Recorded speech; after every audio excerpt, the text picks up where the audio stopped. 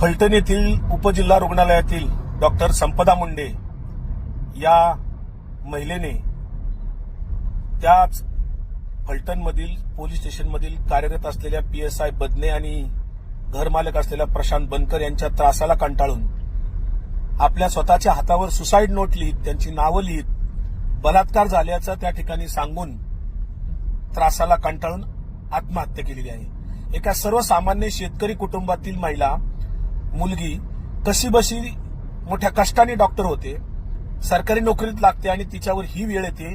ही आपल्या शिवशाहू फुले आंबेडकरांच्या संत आणि समाजसुधारकांच्या महाराष्ट्रासाठी अतिशय लाजिरवाणी गोष्ट आहे। परंतु महायुतीला आणि राज्य सरकारला याचं काहीही वाटत नाही। काल फलटणमध्ये राज्याचे मुख्यमंत्री देवेंद्रजी फडणवीस यांनी एका कार्यक्रमानिमित्त भाष्य केलं आणि ज्या खासदाराकडे संशयाची सुई जात होती त्या खासदारांना त्या ठिकाणी क्लीन चिट दिली।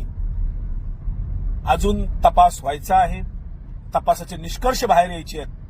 तोच राज्याचे मुख्यमंत्री संशयित खासदारांना त्या ठिकाणी क्लीन चिट देतात। याचाच अर्थ या दोषींवर कडक कारवाई होईल की नाही, तपास योग्य रीतीने होईल की नाही, हा संशय महाराष्ट्राच्या मनामध्ये निर्माण झालेला आहे।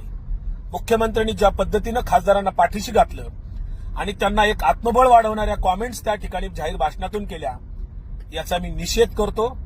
खरं तर संपदा मुंडेंसाठी,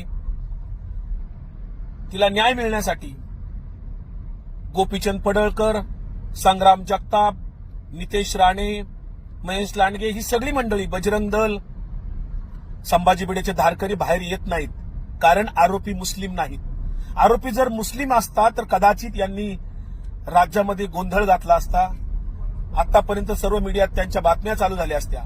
पण हे 4-5 जण आणि सगळी जी टोळी आहे धर्मांध विचारांची, मुस्लिमांचा द्वेष करणारी, त्या टोळीला आता कोणती बिळं सापडलीत, कोणत्या बिळात जाऊन ते बसलेत? संपदा मुंडेंना न्याय मिळवून देण्यासाठी ते का बाहेर येत नाहीयेत? बीडचा गुंड मवाली असलेल्या वाल्मिक कराडच्या समर्थनार्थ मोर्चे काढणारे त्याचे समर्थक डॉक्टर संपदा मुंडे या मुलीला न्याय मिळवून देण्यासाठी का बाहेर येत नाहीत, का मोर्चे काढत नाहीत, हा माझा त्यांना जाहीर सवाल आहे। संपदा मुंडे आणि त्यांच्या कुटुंबियांना न्याय मिळाला पाहिजे। दोषींवर कडक जास्तीत जास्त पद्धतीने शिक्षा झाली पाहिजे।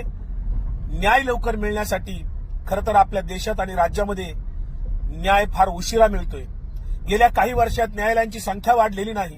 न्यायालयामध्ये हजारो केसेस पेंडिंग आहेत। 5-5, 10-10, 8-8 वर्ष, 12-12 वर्ष न्याय मिळत नाही। त्यामुळे काल घडलेली घटना 1 महिन्यानंतर आपण विसरून जाणार असतो। मागच्या